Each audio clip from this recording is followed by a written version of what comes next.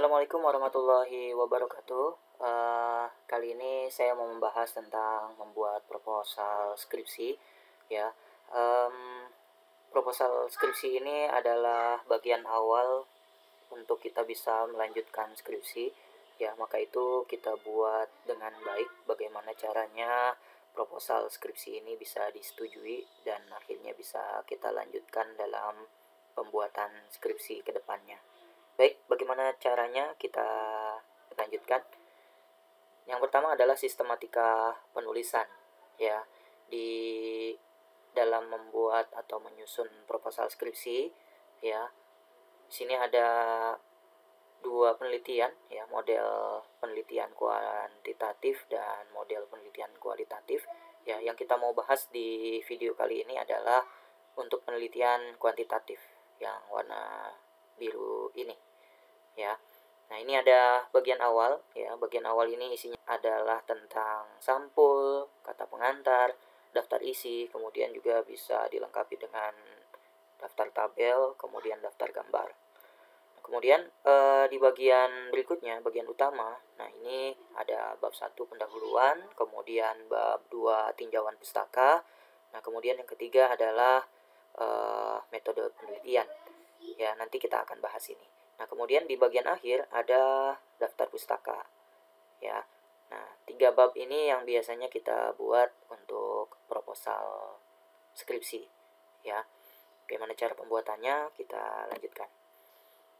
Nah, di bagian sampul, ya, ini biasanya berisi ada judul, ya, judul skripsi yang kita mau ajukan itu apa, ya, kemudian lambang universitas, nama dan NIM, program studi, fakultas, universitas, kemudian tahun.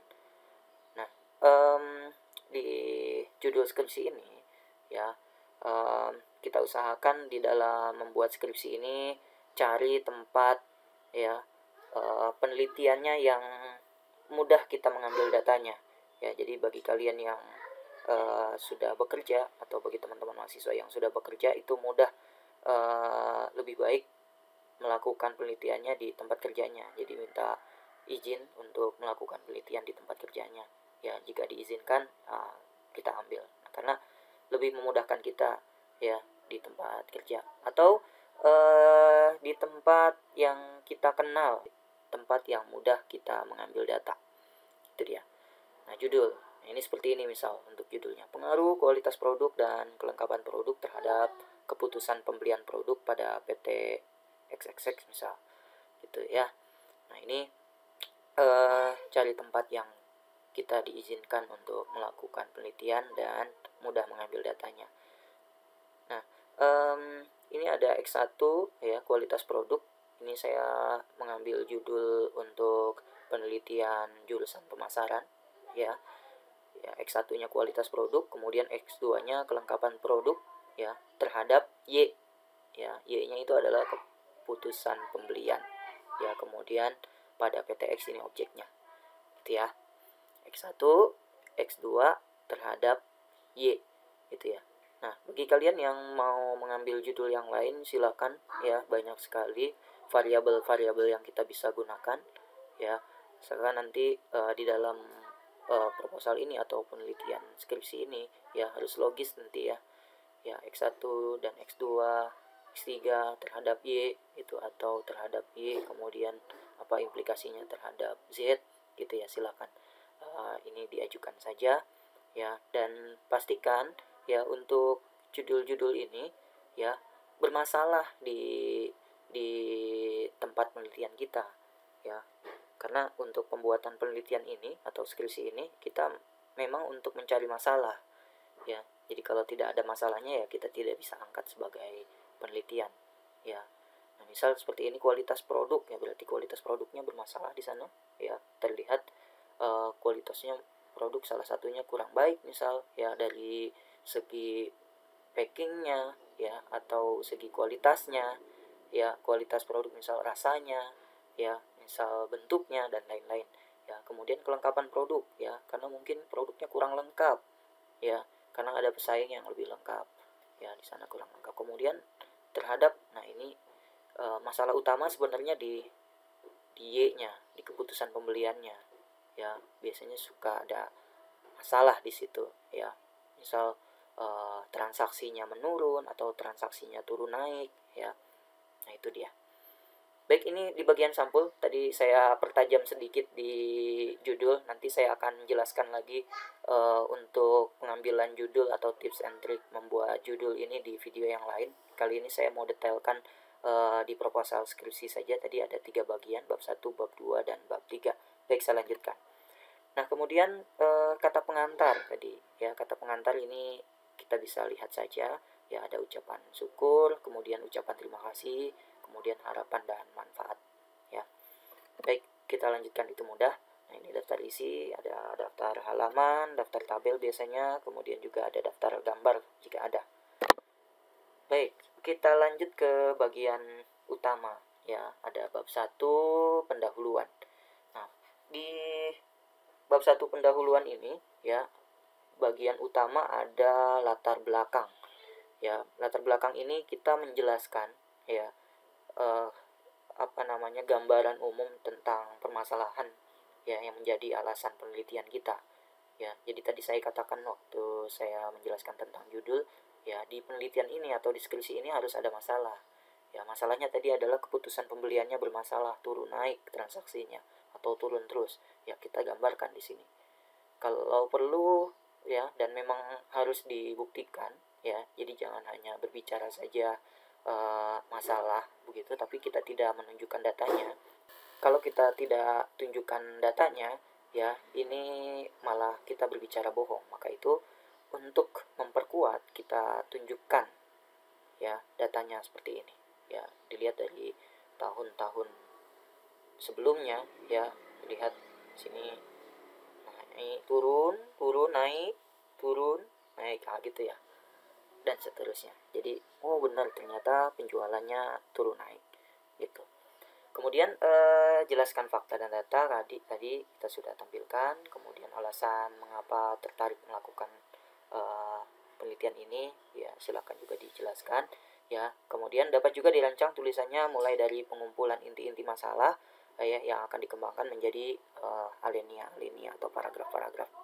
Tadi di judul awal kita kualitas produk dan kelengkapan produk ya, maka itu juga dilengkapi di data-data di latar belakang ini ya. Contohnya ya seperti ini tadi, data penjualan ya, kualitas produk berarti data kualitas produk ya, kelengkapan produk berarti data kelengkapan produk. Baik, kita lanjutkan ya. Nah, berikutnya adalah rumusan masalah ya. Nah, rumusan masalah ini sering diawali biasanya dengan pertanyaan ya, apa, bagaimana, mengapa ya, dan kemudian disusun dengan bahasanya yang singkat ya. Bagian ini mencoba untuk memformulasikan secara ringkas, jelas, dan tajam tentang permasalahan ya di latar belakang. Seperti apa? Nah, ini contohnya ya. Misal bagaimana pengaruh kualitas produk ya terhadap keputusan pembelian ya, atau apakah terdapat pengaruh ya kualitas produk terhadap keputusan pembelian ya. Ini X1 terhadap Y, kemudian yang duanya X2 terhadap Y. Nah, yang nomor 3-nya X1 dan X2 terhadap Y. Nah, ini ada formulasinya sebenarnya ya, tadi saya bilang X1 terhadap Y, X2 terhadap Y, X1 dan X2 terhadap Y. Nah, itu untuk rumusan masalah, nanti bisa disesuaikan dengan judul-judul teman-teman ya. Nah, berikutnya adalah tujuan ya. Tujuan ini menjawab dari kalimat tanya yang ada di rumusan masalah tadi ya, kita jawab di sini. Jadi misal apakah terdapat pengaruh, berarti ini untuk mengetahui apakah terdapat pengaruh kualitas pelayanan terhadap keputusan pembelian pada PTX gitu ya. Kemudian untuk yang manfaat di sini ada 2 ya, manfaat teoritis dan manfaat praktis ya. Manfaat teoritis ini biasanya disebut manfaat akademis ya, yakni manfaat yang dapat membantu kita untuk lebih memahami tentang konsep atau teori ya di dalam suatu disiplin ilmu ya. Contohnya, penelitian ini diharapkan untuk dapat membantu kita lebih memahami tentang apa gitu, tentang variabelnya atau indikatornya gitu ya. Kemudian manfaat praktis ya, manfaat praktis ini biasanya bersifat terapan ya, atau dapat segera diaplikasikan secara praktis ya, misalnya memecahkan suatu masalah, membuat keputusan, memperbaiki suatu program yang sedang berjalan ya, langsung pada persoalan yang spesifik gitu ya. Baik, kita lanjut. Nah, kemudian di bab 2 ya, tadi bab 1 sampai di situ ya. Ini kemudian bab 2. Bab 2 ini ada tinjauan pustaka. Nah, di tinjauan pustaka ini ya kita membahas tentang referensi yang kita gunakan ya. Sini yang pertama ada landasan teori ya, review literatur atau kutipan ya. Ini banyak kutipan ya. Nah, di tinjauan pustaka ini ya kita mengambil buku-buku yang sesuai atau jurnal-jurnal yang sesuai dengan variabel yang kita ambil. Ya, misal tadi kita membahas tentang kualitas produk ya, berarti pengertian-pengertian tentang kualitas produk dibahas di sini. Ya, kemudian nanti kita simpulkan ya, kita mengambil referensi dari yang mana gitu ya. Nah, kemudian juga tadi kualitas produk, kemudian kelengkapan produk ya, kemudian satu lagi tadi yang Y-nya adalah keputusan pembelian. Ya, kita bahas di sini. Ya. Nah, kemudian penelitian terdahulu. Nah, di penelitian terdahulu ini kita membahas tentang hubungannya dengan penelitian terdahulu. Ya. Melihat posisi penelitian kita dengan melihat apa yang telah dan belum serta akan kita lakukan seperti apa. Ya, ini penelitian terdahulu. Jadi kita melihat penelitian terdahulunya sudah pernah dilakukan atau belum. Ya, kemudian gejala yang terjadi saat ini seperti apa, kemudian kita mau melakukan apa di penelitian ini. Nah, kemudian ada kerangka berpikir ya. Kerangka berpikir ini gambaran ya, gambaran tentang penelitian kita ya. Kemudian buat akhirnya kita bisa tahu nanti mengerucut pada topik penelitian. Nah, kemudian hipotesis ya, hipotesis ini dugaan sementara atau jawaban sementara dari penelitian ini. Ya, saya detailkan untuk yang kerangka berpikir itu seperti apa. Nah, biasanya kita gambarkan seperti ini ya kerangka berpikirnya. Tadi kita pilih kualitas produk ya, kemudian kelengkapan produk ya. Kemudian ini Y-nya keputusan pembelian ya. Ini kita mengambil sumber dari mana disebutkan di sini untuk kualitas produknya ya. Nah, ini juga jangan lupa dibahas tadi di sebelumnya ya, kita pengertian kualitas produk menurut ini ya, Kotler dan Killer ini apa, kemudian indikatornya yang ini juga kita bahas juga. Nah, sehingga kita bisa tampilkan di sini indikator yang kita ambil menjadi seperti ini poin-poinnya ya. Dan ini dari sumber. Nah, kemudian yang kelengkapan produk juga sama, ini dibahas di sebelumnya, kemudian kita tampilkan di sini kelengkapan produk, indikatornya kita mengambil sumber dari Raharjani ya, kemudian ini adalah indikatornya. Nah, begitu juga untuk yang keputusan pembelian ya. Ya, kita ambil dari sumbernya ya, kemudian ambil diterapkan di sini. Baik, itu untuk kerangka berpikir. Nah, berikutnya ya, di bab ketiga ada metode penelitian. Nah, di metode penelitian ini kita membahas tentang metode-metodenya seperti apa di dalam penelitian ini. Ya, biasanya membahas tentang jenis penelitiannya. Ya, tadi ada kuantitatif atau kualitatif gitu ya. Nah, kemudian tempatnya di mana kita melakukan penelitian, waktunya kapan ya melakukan penelitiannya.